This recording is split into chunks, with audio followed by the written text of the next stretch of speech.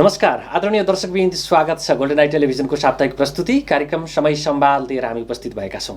समय परिवर्तनशील छ र परिवर्तनशील समयसँगै घटनाक्रमहरू पनि विकसित हुने गर्छन्। यति बेला राजनीतिक दलहरू आफ्नो पार्टीलाई सुदृढीकरण गर्ने अभियानमा छन्। उनीहरूका अधिवेशनहरू सम्पन्न गर्नतर्फ अगाडि बढिरहेका छन्। प्रमुख प्रतिपक्षी दल नेकपा एमाले, सरकारको नेतृत्व गरिरहेको दल नेपाली कङ्ग्रेस, त्यसैगरी सरकारमा सामेल दल नेकपा माओवादी केन्द्र, त्यसैगरी अर्को राजनीतिक दल राष्ट्रिय प्रजातन्त्र पार्टी लगायतका सबैजसो राजनीतिक दलहरूका यति बेला अधिवेशनहरू अगाडि आइरहेका छन् र त्यो प्रक्रिया प्रारम्भ भएर अगाडि बढेको छ। हामी त्यो अधिवेशनको सन्दर्भलाई पनि जोड्नेछौँ। साथसाथै यति बेला सर्वोच्च अदालतमा देखिएको जुन खालको अन्योलता छ, न्यायको अन्तिम निरूपण गर्ने संस्थामा भइरहेको यो खालको विकृति विसङ्गतिले आम रूपमा नागरिकहरूमा न्यायालयप्रतिको भरोसा घट्दो क्रममा रहेको छ। प्रधान न्यायाधीशले राजीनामा दिनुपर्ने, पूर्व प्रधान न्यायाधीशहरू, त्यसैगरी नेपाल बार एसोसिएसन, सर्वोच्च बार एसोसिएसन लगायत नागरिक समाजले पनि उहाँको राजीनामा दिनुपर्ने बताइरहेको छ। छिटोभन्दा छिटो यस सम्बन्धी निकास निकाल्ने गरी अगाडि बढ्न सकेको र साँच्चै न्यायालयप्रतिको जुन खालको आम भरोसा छ त्यो भरोसालाई कायम गर्ने गरी अगाडि बढ्न सकोस्, हामी अपेक्षा राखौँ। आजको बसाइमा हामी नेपाली कङ्ग्रेस शिक्षा विभागका सचिव एवं नेपाली कङ्ग्रेसको 14औं महाधिवेशनमा केन्द्रीय महाधिवेशन प्रतिनिधिका आकाङ्क्षी डाक्टर कृष्ण पौडेलसँग कुराकानी गर्दैछौँ। स्वागत छ यहाँलाई। हस्, धन्यवाद। अब तपाईँको उम्मेदवारी दिने सन्दर्भबाट सुरु गरौँ। यहाँ चाहिँ महाधिवेशन प्रतिनिधिका लागि नेपाली कङ्ग्रेसका प्रतिनिधिसँग होइन, प्रतिनिधि कार्यकर्तासँग पुगिरहेको फाइया छ। साँच्चै कस्तो चल्दैछ कङ्ग्रेसको महाधिवेशनको तयारी? अब नेपाली काङ्ग्रेसको महाधिवेशन, अब यो 14औं महाधिवेशन जुन छ यो चाहिँ अब यो मङ्सिरभित्र गर्नै पर्नेछ वैधानिकताको हिसाबले होइन। यो पछाडि गयो भने वैधानिक सङ्कट आउँछ भन्ने एउटा अब विज्ञहरूबाट, कानुनविदहरूबाट चाहिँ त्यो कुरा आएको हुनाले मङ्सिरभित्र त्यो सिद्ध्याउनु पर्नेछ।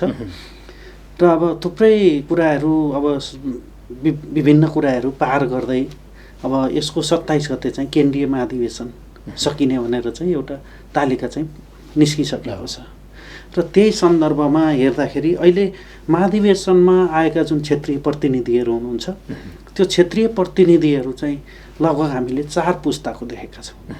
एउटा चाहिँ पहिलो पुस्ताकै हुनुहुन्छ, 70 वर्षभन्दा माथिकै उमेरको हुनुहुन्छ। अर्को 50देखि 70 वर्षको उमेरको हुनुहुन्छ।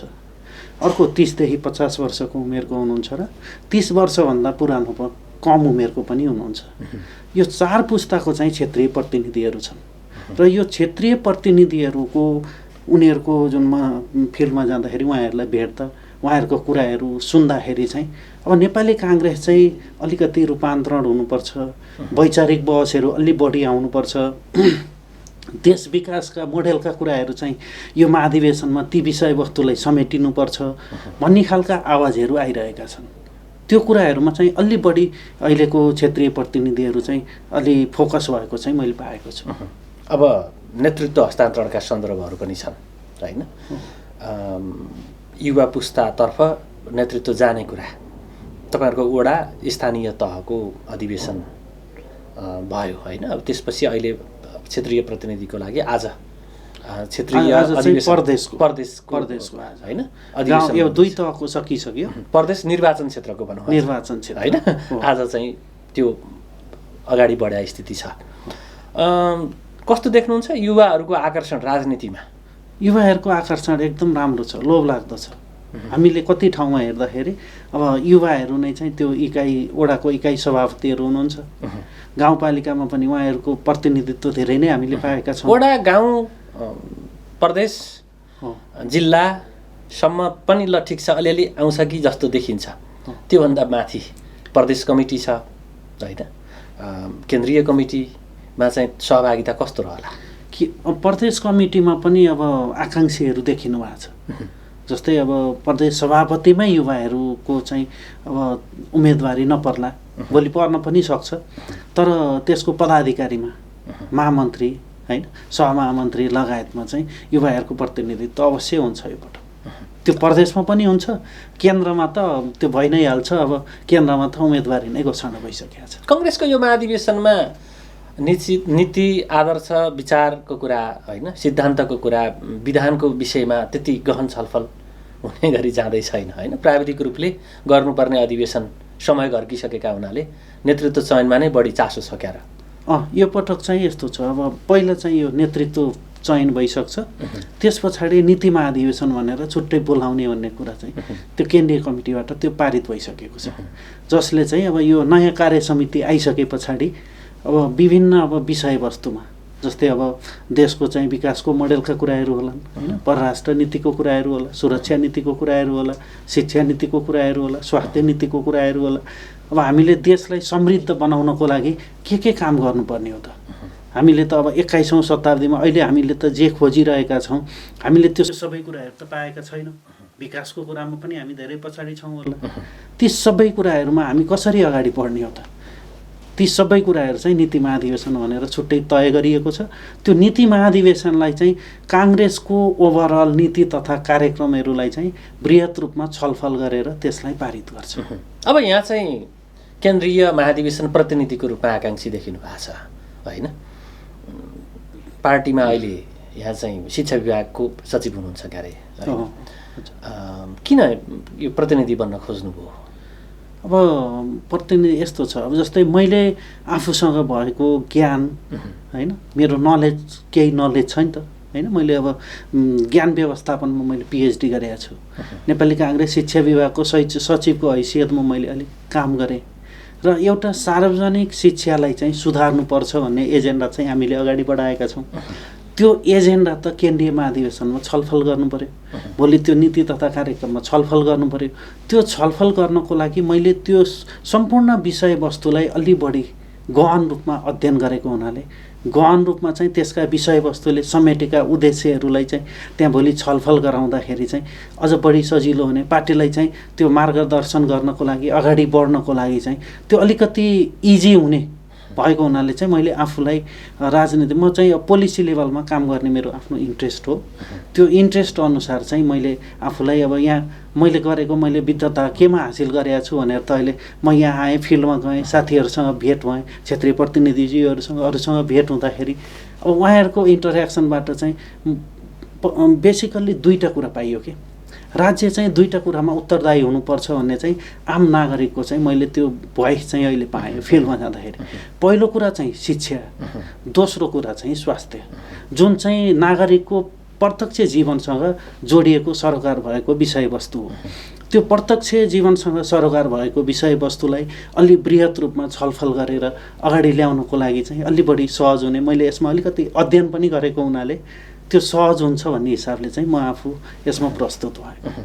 त्यो नीतिलाई कार्यक्रम मार्फत अगाडि लैजाने कुरा राजनीतिक दलहरूले उसका घोषणापत्रमा आधारभूत तहका नागरिकको जनजीविकाका कुराहरू पनि समावेश हुन्छन् होइन। शैक्षिक, त्यसपछि गएर स्वास्थ्यका कुराहरू पनि हुन्छन्, अथवा राजनीति भने त समग्र नीतिको माउनीति नै भयो, त्यसमा एड्रेस नहुने कुरा भएन। तर व्यवहारिक पाटोमा हेऱ्यो भने त्यो जनताको लेभलबाट अगाडि बढ्ने कुरा राजनीतिक दलहरूले अलि नगर्या हो कि कहीँ स्वार्थमा चाहिँ रुमलिएको हो कि जस्तो देखिन्छ।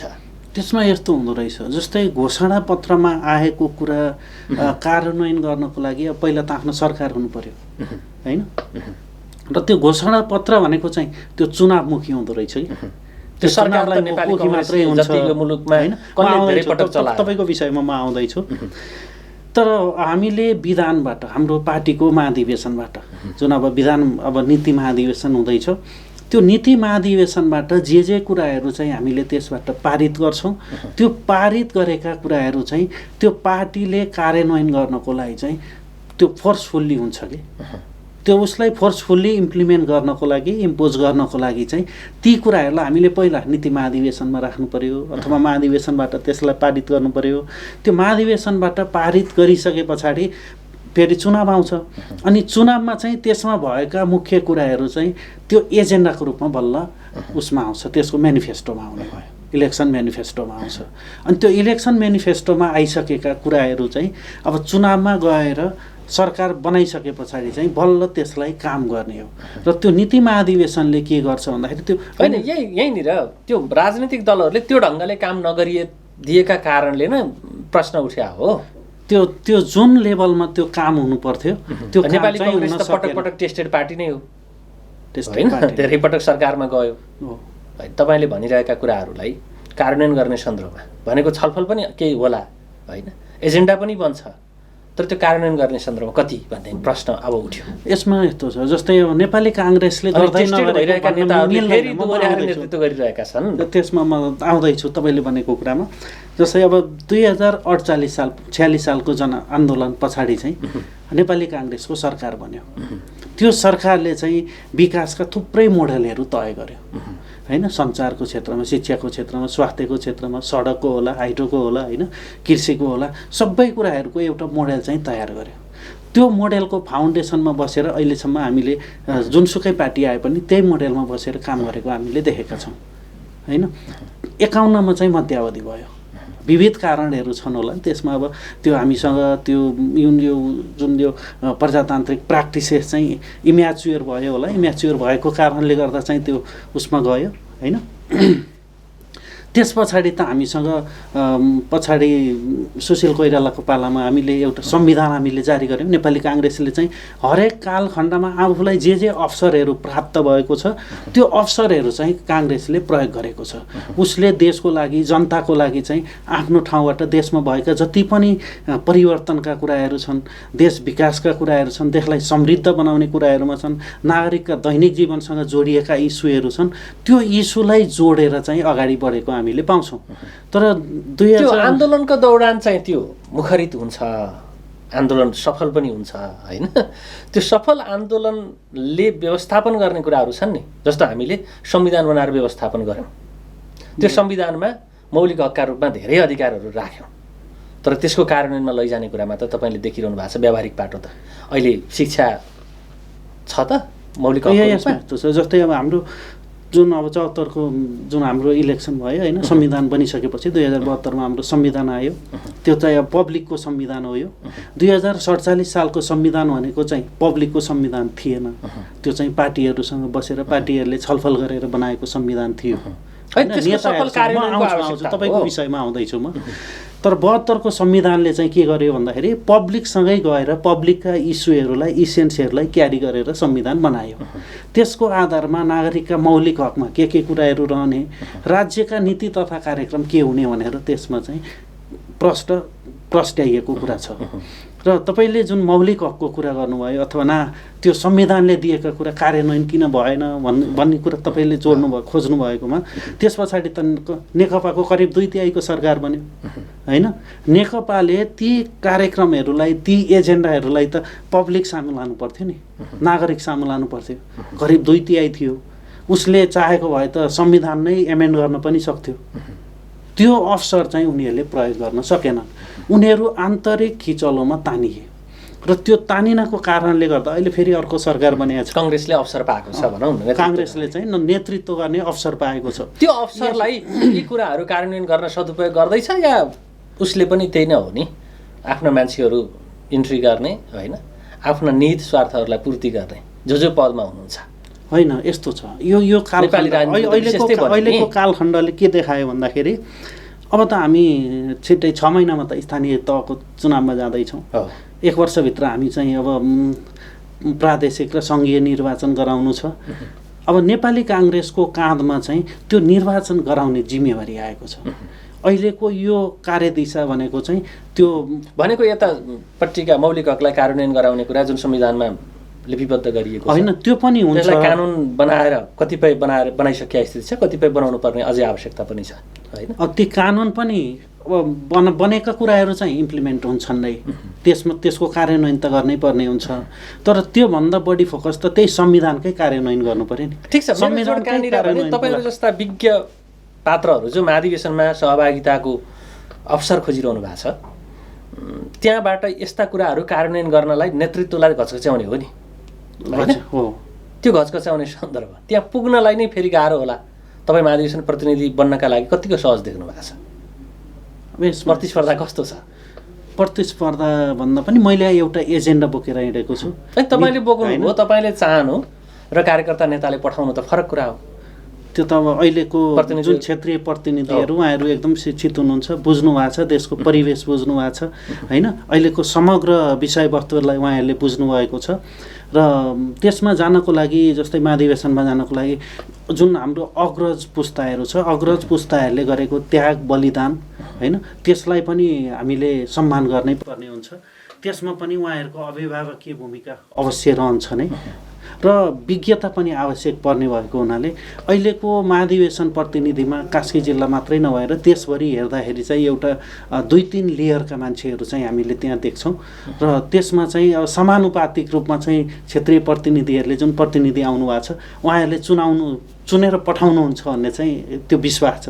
अस्ति भएको, योभन्दा अगाडि भएको जुन 13वटा जिल्लाको सकिसकेको छ होइन, त्यसले पनि त्यो रेप्लिकेसन गरेको छ।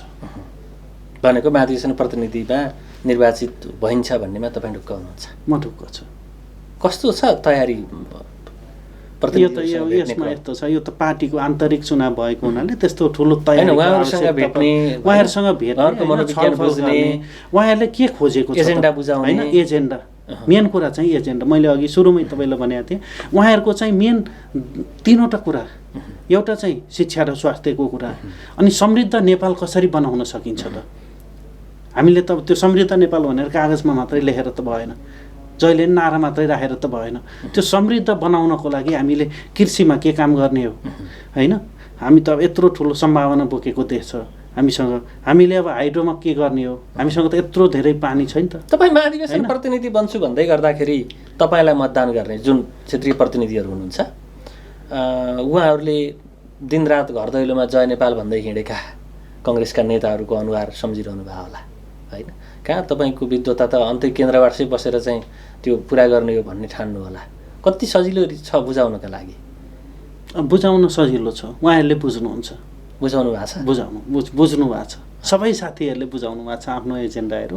त्यसमा चाहिँ उहाँहरू क्लियर हुनुहुन्छ, त्यसमा केही छैन, उहाँहरूलाई डाउट छैन। भनेको केन्द्रीय प्रतिनिधि बन्न सजिलै छ? सजिलै छ, त्यो आन्तरिक हो होइन, सजिलो छ, त्यस्तो छैन। अब खास गरी कस्ता प्रतिनिधिहरू चुनुन्? नेपाली कङ्ग्रेसका क्षेत्रीय प्रतिनिधिहरूले केन्द्रीय प्रतिनिधि चुन्दाखेरि तपाईँको एजेन्डालाई त मिट गर्ने होला, ठिक छ, एजेन्डा बुझाउनु भएको होला। समग्र रूपमा यस्ता प्रतिनिधि चुन जसले केन्द्रमा सही नेतृत्व चयन गरून् होइन, सही विचार बोक्नेहरूलाई चुनुन् र राजनीति जनताको सेवामा समर्पित हुने अवस्था आउन सकोस्।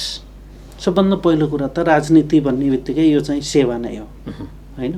सेवाको अभिप्रायले जो यसमा लागेका छन् उनीहरूले नै यसमा त्यो आफ्नो समर्पण गर्ने कुरा हुन्छ। उनीहरूले आफूसँग भएको कुराहरू चाहिँ पब्लिकलाई दिने कुरा हुन्छ पहिलो कुरा। र जुन तपाईँले सोध्नु भएको कुरामा चाहिँ अब हामीले जुन क्षेत्रीय प्रतिनिधिहरूले महाधिवेशन प्रतिनिधित्वको चाहिँ प्रतिनिधित्व गर्दै गर्दा चुन्दै गर्दा हाम्रो विधानले चाहिँ विभिन्न सेक्टरहरूमा क्लस्टरहरूमा चाहिँ त्यसले डिभाइड गरेको छ होइन, त्यसले व्यवस्था गरेको छ। जस्तै पुरुषको छुट्टै छ, महिलाको छुट्टै छ, आदिवासी होइन, दलितको छुट्टै छ, जनजातिको छुट्टै छ, पिछडिएको वर्गको छुट्टै छ। हरेक ग्रुपमा चाहिँ त्यो उसले विधानले नै व्यवस्था गरेको छ, नेपाली काङ्ग्रेसको विधानले व्यवस्था गरेको छ। र त्यो जुन तपाईँको आशय चाहिँ खुल्ला तर्फमा कस्तो मान्छेलाई पठाउने भन्ने तपाईँको आशय हो जस्तो मैले बुझेको छु। अरू त व्यवस्थापनै गरेको छ होइन, पात्र चुन्ने अधिकार त छ। चुन्दाखेरि चाहिँ उनीहरूले एउटा अभिभावकीय भूमिकामा बसेको अग्रजलाई पनि उहाँहरूले चुन्नुहुन्छ, अनि युवा रूपमा होइन उद्यमी भएको समाजलाई केही गर्न सक्नेहरू पनि उहाँहरूले चुन्नुहुन्छ। अर्को चाहिँ पार्टीको लागि, पार्टीलाई त सबभन्दा ठुलो कुरा त वैचारिक बहस हो नि होइन, वैचारिक बहस गर्न सक्ने, पार्टीको लागि नीति कार्यक्रमहरू तय गर्न सक्ने विज्ञहरू पनि आवश्यक पर्ने भएको हुनाले त्यसलाई पनि उहाँहरूले चुन्नुहुन्छ। यो 3वटा युवा त आइ नै हाल्छ त्यसमा होइन, युवा आइ नै हाल्ने भयो भनेपछि एउटा हामीसँग अग्रज हाम्रो अभिभावकीय भूमिकामा रहनुभएका आदरणीय नेताहरू, त्यसपछि व्यवसाय क्षेत्रमा उद्यमशीलता मार्फत समाजलाई अलिकति रूपान्तरण गरेका, किनभने हामीले उद्यमशीलतालाई प्राथमिकतामा राख्नुपर्छ, राजनीतिलाई चाहिँ मुख्य व्यवसाय बनाउनु हुँदैन, यो चाहिँ साइडमा हुनुपर्छ, मेन चाहिँ उद्यमशीलता हुनुपर्छ भन्ने छौँ हामीले होइन। हाम्रो शिक्षाले नै त्यो कुरा सिकाएन भन्ने थियो, त्यो कुरालाई दोस्रोमा। त्यस पछाडि पार्टीलाई जीवन्त राख्नको लागि वैचारिक बहसका कुराहरू, मुद्दाका कुराहरूलाई त्यसलाई पनि पब्लिकसँग नागरिकसम्म लिएर जान सक्ने एजेन्डाहरू त तय गर्नु पर्यो। अर्को त्यो, त्यस पछाडि ती सबै कुराहरूलाई अग्रजका कुरा होइन, उद्यमशीलताका कुरा, ती विकेबाट आएका कुराहरूलाई फेरि फिल्डमा लगेर काम पनि गर्नु पर्यो।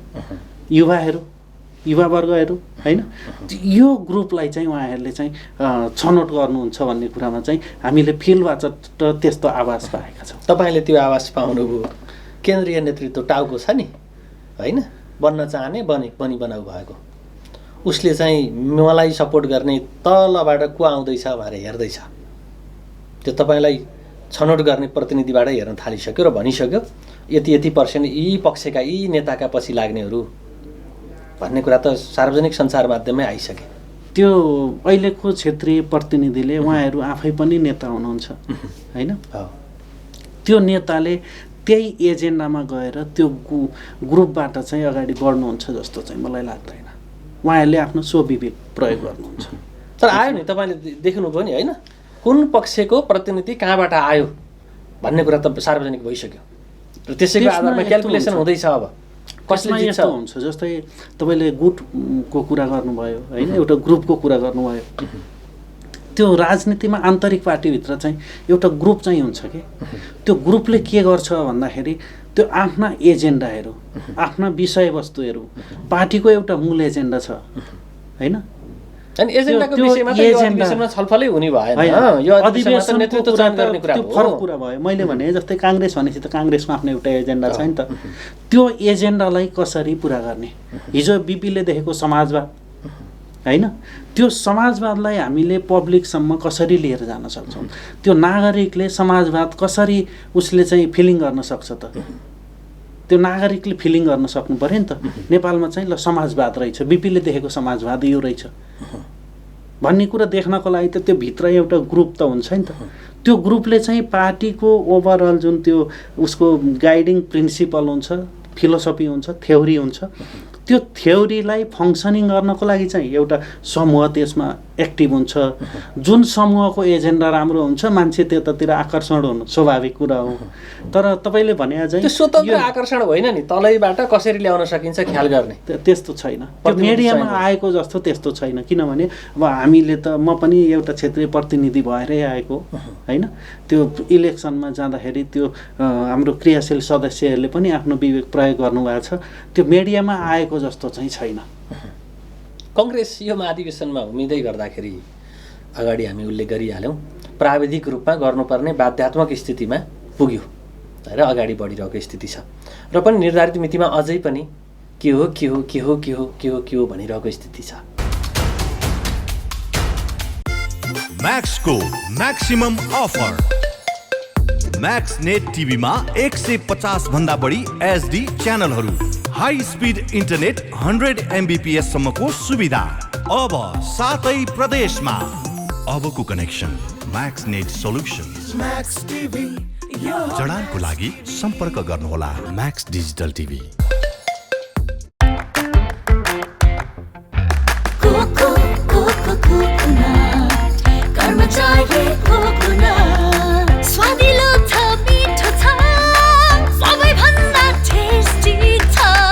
Karmacharya Coco, the most delicious coconut biscuits.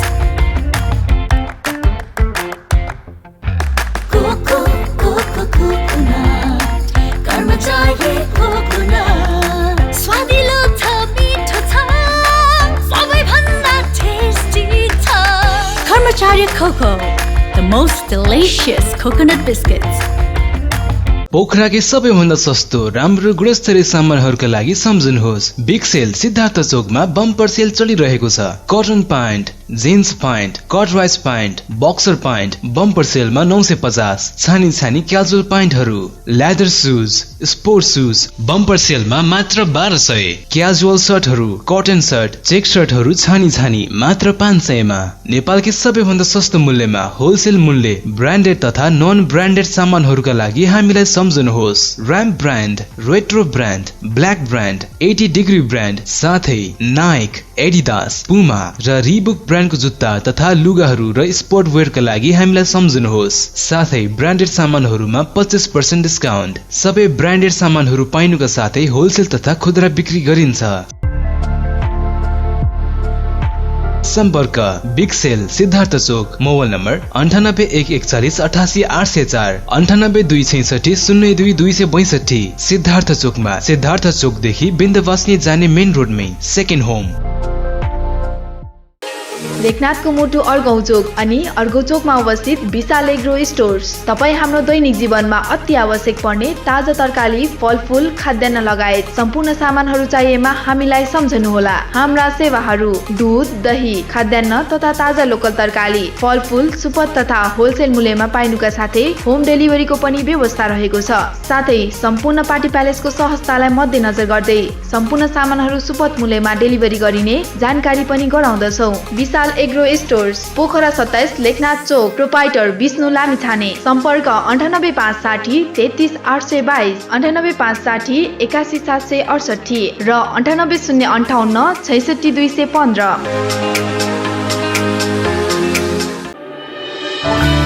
के तपाईँ नयाँ घर बनाउँदै हुनुहुन्छ? यदि हुनुहुन्छ भने ढुक्क भएर एडी ट्रेडर्सलाई सम्झिनुहोस्। हामी तपाईँलाई गुणस्तरीय सामान उपलब्ध गराउनेछौँ। हाम्रा सेवाहरू टोयलेट तथा बाथरुमका लागि आवश्यक सामानहरू जस्तै कमोड, धारा, बेसिन, पाइपहरू, घर बनाउँदा आवश्यक पर्ने सम्पूर्ण हार्डवेयरका सामानहरू पाइनुका साथै प्लम्बर पनि उपलब्ध गराइन्छ। सम्पर्क AD traders, Pokhara 10 Ram Bazar, Kalika Chowk. Phone number 061 432 551, 98 161 83 577, 98 460 35 282। Proprietor Hari Dulal. पोखराको मुटु सिर्जना चोकमा अत्याधुनिक पर्वत शर्मा अटो वर्कशप तथा कार वाशमा तपाईँ सबैलाई स्वागत गर्न चाहन्छौँ। हाम्रा सेवाहरू टायर रिपेयरिङ नयाँ तथा पुरानो उपलब्ध छ। बाइक तथा स्कुटर सर्भिसिङ, कार वाशका साथै रफिङ र पोलिसिङ पनि गरिन्छ। अनुभवी मिस्त्रीद्वारा सर्भिसिङ तथा सफाई गरिन्छ। मोबिल तथा पार्ट्सहरू सुपथ मूल्यमा पाइन्छ। सम्पर्क ठेगाना पर्वत शर्मा अटो वर्कशप तथा कार वाश, सिर्जना चोक, पोखरा। 40 साइकलको ठिक अगाडि। सम्पर्क नम्बर भुवनन्द बस्याल 9806 13506, मधुसूदन बस्याल 9806 70481, बालकृष्ण बस्याल 9851 81437। कृपया एक पटक सेवा गर्ने मौका दिनुहोस्। आजको लगानी भविष्यको सुनिश्चितता, सुन्दर अनि आकर्षक व्यक्तित्व देखिनका लागि रेखा सुन चाँदी पसल। हाम्रा सेवाहरू रानीहार, मिनिहार, सिक्री, चोकर, छड्के तिलहरी, कण्ठगेडी, नौगेडी, कटारे गेडी, फुलगेडी, चन्द्रहार, हमले माला, बीज बन्दा, शिरफुल, चन्द्रमा क्लिप, औँठी, कर्की बिया, औँठी बेरुवा, औँठी छापा, कुसे औँठी, पाउजु, बिच्छी कङ्गन, चुरा, बाला, हात्ती पुच्छर बाला, ठुला साना पञ्चरत्न, तिलहरी, जन्तर, पेङ्लिङ, साथै तयारी सुनका आकर्षक गहनाहरू, चाँदीका गर गहना तथा सामानहरू अर्डर अनुसारको गर गहना, राशि अनुसारको बहुमूल्य रत्न पत्थरहरू चाहिएमा हामीलाई सम्झनुहोस्। रेखा सुन चाँदी पसल, Bagar 1, Pokhara. Phone number 061 536 452, 98 041 35 504। Proprietor Amrit Gahatraj. पोखराको लेकसाइडमा रहेको the Freedom Cafe Restaurant and Bar, जहाँ नेपाली, इन्डियन, कन्टिनेन्टल र इटालियन ब्रान्डहरू पाइन्छ। यहाँबाट विभिन्न नेपाली अर्गानिक कफीको एक चुस्की लगाउँदै यहाँ रहेको एकदमै सुन्दर फेवाताल पनि हेर्न सकिन्छ। यसका विशेषताहरू 100% नेपाली अर्गानिक कफी, ककटेल्स, मोकटेल, विभिन्न डोमेस्टिक हार्ड ड्रिङ्कका साथै बाहिरी हार्ड ड्रिङ्कहरूको पनि सुविधा रहेको छ। तपाईँ पनि एकचोटि the Freedom Cafe Restaurant and बारमा अवश्य एकचोटि जानुहोस् र स्वागत गर्ने अवसर दिनुहोस्। सम्पर्क hotel the Freedom Cafe Restaurant and Bar, 23 street, Khahari Lakeside, Pokhara. सम्पर्क नम्बर 98 191 81 213, 98 171 69 060। Proprietor Bhuwan GC. पोखराको लेकसाइडबाट जाने क्रममा सिडीमा रहेको पर्यटकको लागि एकदमै सर्वसुलभ बस्न खान एकदमै सहज भएको चारकोल प्राइभेट लिमिटेड, जुन चाहिँ सिडीको बाटोको दाहिने साइडबाट अवस्थित रहेको छ। यसको महत्त्वपूर्ण सेवा सुविधाहरू: थकाली खाना, लाइभ बारबिक्यू, 7वटा रुमको व्यवस्था, पार्टी रेस्टुरेन्टको व्यवस्था र विभिन्न लाइभ स्पोर्ट्स बार, प्रोजेक्ट र राम्रो खाना अनि बस्नको सुविधा पनि छ। यहाँ विभिन्न तालको माछाको परिकारले साथै शान्ति स्तूपा, श्री सिद्धेश्वर महादेव र फेवातालको रमणीय दृश्य पनि हेर्न सकिन्छ। एकचोटि हजुरहरू पनि यो होटलमा गएर स्वागत गर्ने अवसर अवश्य दिनुहोला। सम्पर्क होटल चारकोल प्राली, शेरी पोखरा 18, सम्पर्क नम्बर 98469 042 28 42066। प्रोपाइटर प्रदीप गुरुङ, सलेश महर्जन, दिजेश वाग्ले। अब त परिवर्तन नहोला नि केन्द्रीय महाधिवेशन? हुँदैन। अब परिवर्तन हुँदैन। आज चाहिँ हाम्रो अब प्रदेशको छ, त्यस पछाडि क्षेत्रको हाम्रो 6 गते छ, त्यस पछाडि जिल्ला महाधिवेशन 10 गते हुँदैछ। प्रदेश भनेको निर्वाचन क्षेत्रको। त्यस पछाडि हाम्रो 7वटा प्रदेशमा चाहिँ 16 र 17 गते छ। अनि केन्द्रीय महाधिवेशन चाहिँ 24 गतेबाट 27 गतेसम्म तय भइसकेको छ। अब यो चाहिँ तोकिएकै समयमा हुन्छ। तलबाट जुन निर्वाचनको प्र्याक्टिस भइरहेछ नि, हुन त यसलाई उच्चतम लोकतान्त्रिक अभ्यास पनि भन्ने गरिएको छ। कतिपय विगतले के देखाइरहेको छ भने यो उच्चतम लोकतान्त्रिक अभ्यास भन्दा पनि लोकतन्त्रको विकृतितर्फ जाने एउटा माध्यम पनि हो कि स्थायी ग्रुप बनिरहने, होइन? अघिल्लो पालि शेरबहादुर र रामचन्द्र पौडेल सभापतिका आकाङ्क्षी हुनुहुन्थ्यो, उहाँको प्यानल, उहाँका पक्षधर्ता अहिले यो अधिवेशनसम्म पनि देखिँदैछ। त्यस्तो विभाजनको रेखा कोरिरहने माध्यम किन बन्ने भन्ने पनि छ नि त, के भन्नुहुन्छ? होइन, त्यस्तो यसमा चाहिँ जस्तै नेतृत्व त मैले लिन चाहन्छु, म लिन्छु भन्ने त अब केन्द्रमा बस्नेले सोच्नु स्वाभाविक नै हो, होइन? जो मैले तपाईँ जनताले मत हालेपछि सकियो, जनताको नभनौँ, पार्टीको कार्यकर्ता भनौँ, अहिले प्रतिनिधि भनौँ, होइन? प्रतिनिधि हालेपछि त्यो उपाध्यक्ष सकियो। त्यसपछि पनि रामचन्द्र दाई पक्षधर, शेरबहादुर दाई पक्षधर भन्ने छ नि कङ्ग्रेसमा। त्यसमा अघि मैले भने तपाईँलाई जसको कुरा मिल्छ, एजेन्डा मिल्छ, त्यो एजेन्डा मिल्नेहरू एक ठाउँमा सधैँ मिलिरहँदो रहेछ है। एकचोटि त्यो एजेन्डा सधैँ मिल्दैन, फरक देखिन्छ नि। हामीले समीकरण फरक देखिरहेका हुन्छौँ नि त, होइन? त्यो फरक देखिरहेका हुन्छौँ। त्यो चाहिँ अझ मैले चाहिँ के भन्छु भन्दा, जस्तै काङ्ग्रेसलाई अलिकति रूपान्तरण गर्नको लागि, तपाईँको पार्टीमा मात्रै होइन, अरू पार्टीमा नि छ, होइन? त्यो रूपान्तरण गर्नको लागि अलि त्यसको विषयवस्तुलाई अझ पब्लिकसँग पुर्याउनको लागि, यसलाई अझ मोर बढी चलायमान भनौँ न, चलायमान गराउनको लागि चाहिँ जस्तै पहिलो वर्ष चाहिँ नेपाली काङ्ग्रेसले, त्यो मैले धेरै ठाउँमा साथीहरूलाई पनि सेयर गर्ने गरेका छु, पहिलो वर्ष चाहिँ वडा तहको अधिवेशन गराउने, इकाइको अधिवेशन गराउने, दोस्रो वर्ष चाहिँ पालिकाको अधिवेशन गराउने, अनि तेस्रो वर्ष चाहिँ यो निर्वाचन प्रदेश र त्यसको अधिवेशन गराउने, र अन्तिम वर्ष चौथो वर्षमा चाहिँ हामीले जिल्ला र केन्द्रीय महाधिवेशन गरायौँ भनेदेखि नेपाली काङ्ग्रेस जहिले पनि चलायमान नै रहन्छ। प्रत्येक वर्ष 4 वर्ष चलायमान पनि रहन्छ। अनि प्रत्येक वर्ष त्यो चलायमान रहँदाखेरि त नागरिकका इस्यु के रहेछन्, समस्या के रहेछन्, उनीहरूले के खोजेका छन्, हामीले मेनिफेस्टोमा भनेअनुसार हामीले काम गर्न सक्यौँ कि सकेनौँ, हामीले अब सरकार बनाउँदै गर्दा सरकारको नेतृत्व गऱ्यो भनेदेखि आफ्नो मेनिफेस्टोमा भएका कुराहरू इम्प्लिमेन्ट गर्ने कुरा हुन्छ।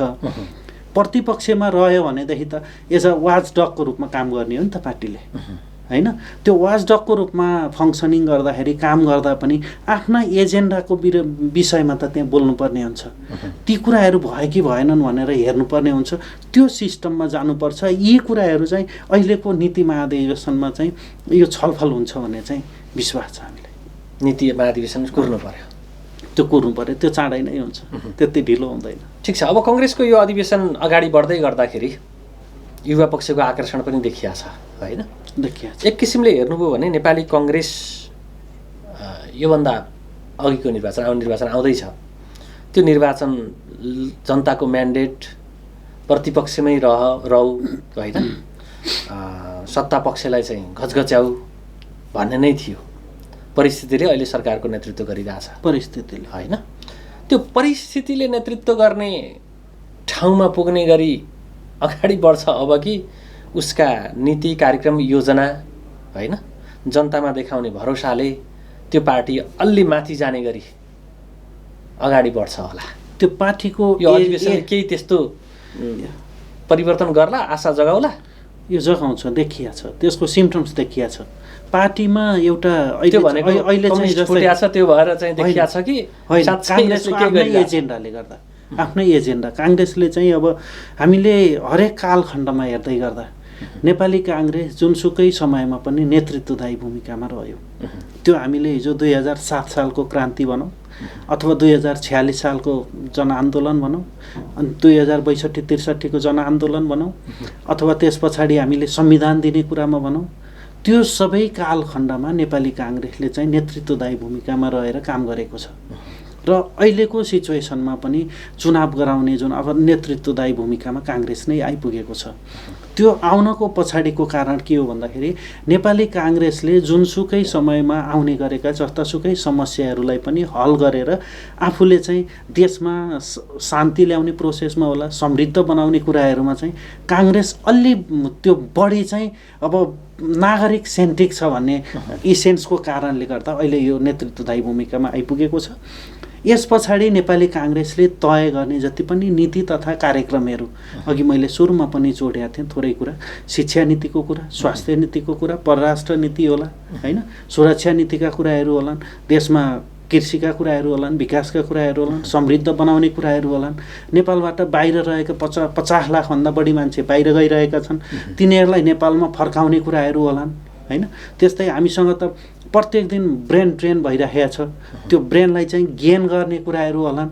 ती सबै विषयवस्तुहरूमा चाहिँ नेपाली काङ्ग्रेस अहिले गहन छलफलमा छ। यी सबै विषयवस्तु नेपाली काङ्ग्रेसले चाहिँ आउँदै गरेको अब हाम्रो महाधिवेशनमा यी एजेन्डाहरू हुन्थे। अब यो नीति महाधिवेशनबाट चाहिँ यी छलफल गरेर अगाडि बढ्ने कुराहरू छन्। यिनै विषयवस्तुलाई चाहिँ अब आउँदै गरेको जुन 3 तहको चुनाव आउँदैछ, त्यो 3 तहको चुनावमा यिनै एजेन्डाहरूलाई लिएर पब्लिकसम्म जाने, नागरिकसम्म जाने र त्यहाँबाट अभिमत ल्याएर सरकार बनाउने भन्ने चाहिँ काङ्ग्रेसको कार्यदिशा हो। त्यो लाइनमा चाहिँ अगाडि बढेको छ। आफ्नो आन्तरिक संरचनामा हुने निर्वाचन होइन, संसदीय, स्थानीय वा प्रादेशिक निर्वाचनको पाटो बाहेक अरू धेरै निर्वाचनहरूमा पनि चासो राख्छ। आफूलाई समर्थन गर्ने समूह त्यहाँबाट आओस् भन्ने चाहन्छ। त्यो विद्यालयको व्यवस्थापन समिति होस्, वनको होस्, या विभिन्न पेशागत सङ्घ संस्थाहरूमा हुन् होइन, त्यो हस्तक्षेपले अलिकति विकृति विसङ्गतिलाई मलजल गर्यो भनिएको छ। अहिले त सर्वोच्च अदालतको प्रधान न्यायाधीशको सन्दर्भमा पनि दलीय हस्तक्षेपको उच्चतम विकृत रूप हो यो भनेर भनिएको छ। न्यायाधीश नियुक्ति गर्दाखेरि नै त्यो मेरो हो कि होइन भनेर विचारका आधारमा गर्दाखेरि यस्तो खालको स्थिति आएको हो भन्न थालिएको छ। यो परिस्थितिलाई सल्टाउने, उल्टाउने र राजनीति भनेको सबैलाई गाइडेड गर्ने नीति हो, राजनीति छिर्नु भनेको त राम्रो पो हो त भन्ने बनाउन कसरी सकिन्छ? के यस्ता पार्टीका महाधिवेशनहरूले त्यो कुरामा अलिअलि केही रियलाइज गर्ने अथवा गराउने गरी त्यसका प्रतिनिधि जाने हुन्छ? यसमा ती विषयवस्तु छलफल हुन्छन्, त्यो विषयवस्तु पनि छलफल हुन्छन्। महाधिवेशनमा त्यो विज्ञहरूको समूहहरूबाट पनि प्रतिनिधित्व हुन्छ। र मैले यसमा थोरै एउटा कुरा चाहिँ जोड्न चाहन्छु। जस्तै विद्यालय होइन, अब विश्वविद्यालय अथवा कर्मचारीहरू, उहाँहरूलाई चाहिँ राजनीतिबाट थोरै अलग राख्नुपर्छ। उहाँहरूलाई थोरै, किनभने कर्मचारी भनेको चाहिँ जस्तै हामीले ब्युरोक्रेसी भनेको त थाई सरकार हो। भोलि देशमा त जुनसुकै पार्टीको पनि सरकार बन्छ, त्यो जुनसुकै पार्टीको सरकार बने तापनि नागरिकको जीवनसँग प्रत्यक्ष सरोकार राख्ने विषयवस्तु, कार्ययोजना, कार्यक्रमहरू चाहिँ त्यो पब्लिकसम्म लिएर जाने भनेको त ब्युरोक्रेसीले हो। भनेपछि त्यो ब्युरोक्रेसीलाई पनि यो राजनीतिभन्दा थोरै अलग राख्नुपर्छ। त्यहाँ पनि राजनीतिको छाया होइन राजनीतिको छिटाहरू चाहिँ पर्न दिनु हुँदैन। विद्यालयमा पनि त्यो पर्न दिनु हुँदैन। विश्वविद्यालय त अटोनोमस नै छ, त्यहाँ पनि पर्न दिनु हुँदैन। हामीले त्यो प्र्याक्टिस गरेर अगाडि बढ्न सक्यौँ भनेदेखि अनि तपाईँले भनेको चाहिँ ती नीतिका कुराहरू अनि ती कार्यक्रमका कुराहरू ती विषयवस्तुहरूले प्राथमिकता पाउँछन्। त्यस पछाडि हामी समृद्ध नेपाल हाम्रो लोकतन्त्र चाहिँ बलियो हुन्छ। लोकतन्त्र बलियो हुनको लागि त हामीले सबैलाई इक्वल्ली त्यसको इम्पोर्टेन्स भ्यालुलाई चाहिँ महत्त्व दिने अनि उसलाई बलियो बनाउने हो नि। त आफूप्रति आस्था राख्नेहरूको समृद्धि होइन होइन आम नागरिकलाई सेन्टरमा राख्छन्, क्षमता राख्नेहरूको समृद्धि नागरिकलाई नागरिक पनि सेन्टरमा राख्नु समग्रमा क्षमता माथि लाने कुरा त छ रहिहाल्यो होइन। नेतृत्व तहमा जाने त क्षमता भएकै मान्छे जाने हो नि होइन। त्यो दलको निकट भएको कारणले उसले अवसर पाउने, निकट नहुँदाखेरि ऊ विकटको विकट रहने स्थिति त हुनु हुँदैन। अहिलेको जुन प्रधान न्यायाधीशको सन्दर्भ छ नि, सर्वोच्च अदालत तपाईँले देखिरहनु भएको छ होइन, सम्माननीय श्रीमान भनेर एउटा आदरणीय आदर गर्ने पात्रलाई अहिले बिचौलियाको रूपमा उभ्याइएको छ, सम्बोधन गरिएको छ हो। तपाईँले हेर्नुभयो भने त्यसमा घुसखोरी भनिएको छ। त्यो पनि सम्बन्धित पेसाका मान्छेहरूले सर्वोच्चको प्राङ्गणमा बसेर। यो स्थिति आइपुग्नुमा मानिसहरूले राजनीतिक दललाई दोषी देखिरहेछन्। के भन्नुहुन्छ? त्यो राजनीतिक दलले जसले नियुक्ति गर्ने सन्दर्भदेखि हस्तक्षेप गर्छ होइन, बढुवा गर्ने सन्दर्भमा हस्तक्षेप गर्छ, तर यस्तो बेला त्यो न्यायपालिकाको पाटो हामीले हस्तक्षेप गर्न हुँदैन भनेर बस्छ। त्यो गर्न मिल्थ्यो कि मिल्थेन? यसमा यस्तो छ जस्तै हामीले शक्ति पृथकीकरणको सिद्धान्तको कुरा हुन्छ। जस्तै अब राज्य सञ्चालन गर्नको लागि त हामीसँग व्यवस्थापिका होला होइन। अरू बेला यो पृथकीकरणको सिद्धान्त भुल्ने म आउँछु तपाईँको विषयवस्तुमा आउँदैछु। व्यवस्थापिका होला, त्यसपछि कार्यपालिका होला होइन, त्यस पछाडि न्यायपालिका होला। न्यायपालिका भनेको आम पब्लिकको विश्वासको केन्द्र हो क्या, धरोहर। त्यो न्यायपालिका भनेको लोकतन्त्रको धरोहर हो। हामीले न्यायपालिकालाई कमजोर गऱ्यौँ भनेदेखि न्यायपालिकाप्रति आक्रमण गर्नु भनेको लोकतन्त्रलाई कमजोर गराउनु होइन। अब हामीले अहिले न्यायपालिकाप्रति जुन विषयवस्तुहरू उठेका छन्, न्यायपालिका भन्दा पनि एउटा व्यक्तिप्रति होइन, न्यायपालिकालाई जसले नेतृत्व गरिरहनु भएको छ, त्यो नेतृत्व गरिरहनु भएको व्यक्तिप्रति जुन विषयवस्तुहरू अहिले मिडियामा आइरहेका छन्, ती कुराहरू नआउनु पर्ने थियो। त्यो आउनुको पछाडि चाहिँ लोकतन्त्रलाई कमजोर बनाउनु हो। हामीले त्यो तीनवटा छ नि त। त्यो आउनुमा राजनीतिक दल जिम्मेवार देख्नुहुन्छ कि देख्नुहुन्न तपाईँ? राजनीतिक दल कहीँ न कहीँ त्यसमा जिम्मेवार छन्। अब त्यसलाई सल्टाउनतर्फ त्यो हस्तक्षेप गर्ने पाटो होइन, हेर्न मिल्दैन भन्ने कि राजनीतिक दलले यो विषयवस्तुलाई चाहिँ समाधान गर्नुपर्छ। छिटोभन्दा छिटो यो विषयवस्तुलाई चाहिँ समाधान गर्नुपर्छ। किन त्यस्तो भइरहेको छ होइन? त्यो त आम पब्लिकको त डेली इस्युहरू छन् नि, मुद्दाका कुराहरू छन्, विश्वासका कुराहरू छन्। हामीले हेर्ने हो भनेदेखि न्यायपालिका भनेको सबभन्दा विश्वासको धरोहर हो। मलाई त भगवान्भन्दा पनि माथि जस्तो लाग्छ न्यायपालिका भनेको। जस्तै एउटा आम पब्लिकले हेर्दाखेरि चाहिँ उसको कुरा सरकारले सुनेन अथवा पुलिसले सुनेन अथवा नागरिक समाजले सुनेन, कसैले सुनेन भने पनि मेरो कुरा चाहिँ न्यायपालिकाले सुन्छ भनेको हुनाले म तँलाई अदालतमा भेट्छु अथवा न्यायालयमा भेट्छु भन्छ नि त। त्यो भनेको त भगवान मूर्तिमा हुन्छ, त्यो त रियल भगवान हो के। त्यस्तो सर्वोच्चको नेतृत्व गर्ने प्रधान न्यायाधीशलाई घुसखोरी, बिचौलिया होइन, ती शब्द पनि प्रयोग गर्न मिल्ने हुन् कि होइन, त्यो ती कुराहरू विषयवस्तु पनि कानुनमा आउनुपर्छ। के भनिरहेको पब्लिकले समग्रमा अहिले न्यायालय त्यो विषयवस्तु चाहिँ पनि त्यो तपाईँ राजनीतिक बौद्धिक समुदायको नेतृत्व गर्ने व्यक्तित्व भए हिसाबले आम रूपमा कस्तो महसुस हुन्छ यी कुराहरू सुन्दा हेर्दा? यो त साह्रै अब नमिठो लाग्छ होइन। त्यो किनभने उहाँ त हाम्रो अभिभावक हो नि, अभिभावक हो, आम पब्लिकको आशाको केन्द्र हो होइन। सरकार एक ठाउँमा हुन्छ, सरकारले गरेका गलत कामलाई चाहिँ यो गलत भयो भनेर देखाउने ठाउँ हो नि।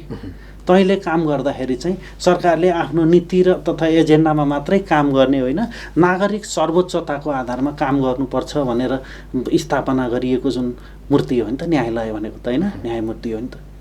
त्यसलाई चाहिँ त्यही रूपमा अगाडि बढाउनुपर्छ र यो यस्ता विषयवस्तु उठिनु भनेको चाहिँ लोकतन्त्रलाई कमजोर पारिनु हो। लोकतन्त्रलाई चाहिँ कमजोर पारिनुहुन्न।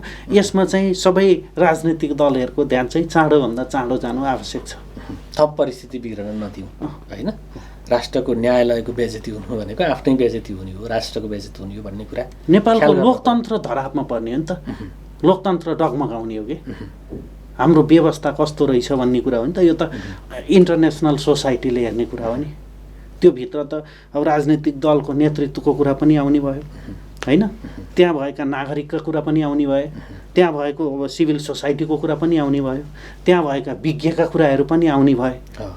ती सबै कुराहरू त्यहाँ एसोसिएटेड हुने भएको हुनाले यो इस्युलाई चाँडोभन्दा चाँडो सल्भ गरिनुपर्छ। ठिक छ, तपाईँको पार्टीको महाधिवेशनको दौरान हामीले यी विषयवस्तुलाई पनि छोयौँ। यद्यपि तपाईँको एजेन्डामै हामी प्रवेश गरौँ। यहाँले जो प्रतिनिधि छानिनु भएको छ क्षेत्रीय रूपमा, उहाँहरूले मेरा एजेन्डा बुझ्नु भएको छ भन्नुभएको छ होइन। खास गरी उहाँको इच्छा जो क्षेत्रीय प्रतिनिधि भएर चयन भएर आउनुभयो, अगाडि हामीले त्यो टाउको हेरेर यतापट्टि विभाजन भएको कुरा पनि गऱ्यौँ। त्यो भन्दै गर्दाखेरि साँच्चै कङ्ग्रेसको भूमिका भोलिका दिनमा यो होस् भन्ने पनि त शुभेच्छा होला नि त होइन। काङ्ग्रेसले चाहिँ बेसिकल्ली तीनवटा कुरा गर्नुपर्छ जस्तो लाग्छ मलाई चाहिँ होइन। मैले उहाँहरूको धारणा के रहेछ भनेर सोध्न खोजेँ तपाईँको भन्दा नि, जसले तपाईँलाई चयन गर्नका लागि तीनवटा कुरा खोज्नु भएको छ उहाँहरूले। सबभन्दा पहिलो कुरा त उहाँहरूले त्यो नागरिकसँगको दैनिक जीवनसँग जोडिने विषयवस्तुहरू छन्। त्यो दैनिक जीवनसँग जोडिने विषयवस्तु भनेको शिक्षा होला, स्वास्थ्य होला, खानेपानी होला, कृषि होला, सडक होला होइन, बिजुली हुनसक्छ, आर्थिक उपार्जनका कुराहरू हुन सक्छन्। यसमा चाहिँ स्पष्ट कार्यनीति कार्यदिशा आउनुपर्छ भन्ने छ पहिलो कुरा, पहिलो उहाँहरूको कुरा। दोस्रो कुरा, नेपाली काङ्ग्रेसको आफ्नै एउटा आदर्श छ होइन। समाजवाद भनेर हिजो बिपीले देखेको जुन समाजवाद भन्ने एउटा मोडेल छ, उहाँहरूलाई चाहिँ त्यसको प्रशिक्षणको खाँचो छ उहाँहरूलाई। समाजवाद भने के हो त? काङ्ग्रेसले बिपीले देखेको काङ्ग्रेस कस्तो थियो, काङ्ग्रेस त्यही बाटोमा छ कि छैन त, हामीले के करेक्सन गर्नुपर्छ, त्यो कुरा खोज्नु भएको छ दोस्रो कुरा।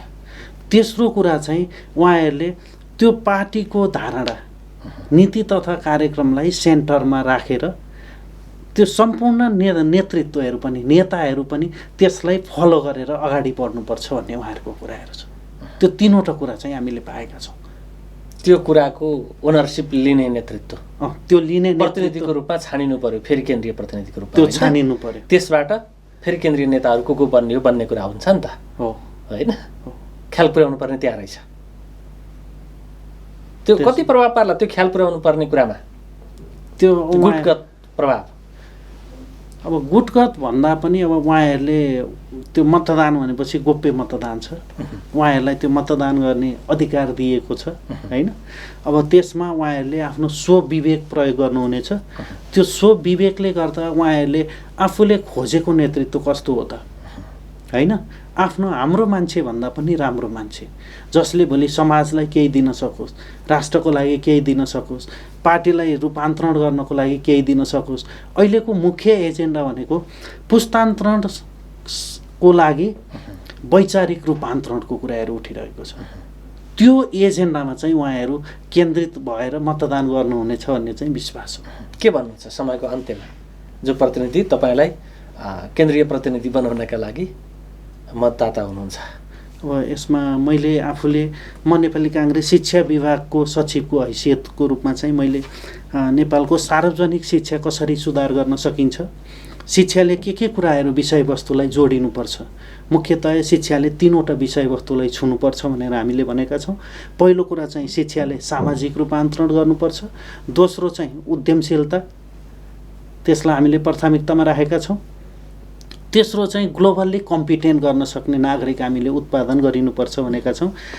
त्यो उठेका विषयवस्तुलाई पार्टीको मूल कार्यनीतिमा ल्याएर छलफल गरेर बृहत रूपमा चाहिँ यसलाई कार्यान्वयनमा गराउनको लागि चाहिँ मैले आफूलाई ती एजेन्डालाई चाहिँ नेसन वाइड एक्सप्लोर गर्नको लागि चाहिँ मैले आफ्नो उम्मेदवारी चाहिँ घोषणा गरेको हुँ। त्यो एजेन्डाको भागको त्यो भागको रूपमा म चाहिँ वाहक मात्रै हो। त्यसलाई अवश्य पनि उहाँहरूले बुझ्नुहुनेछ भन्ने मेरो विश्वास छ। हस्, यहाँलाई यो महत्त्वपूर्ण समय, संवाद, विश्लेषण, जानकारीको लागि धेरै धेरै धन्यवाद। मलाई आफ्ना शब्दहरू, आफ्ना विचारहरू राख्ने अवसर दिनुभएकोमा धन्यवाद। धन्यवाद।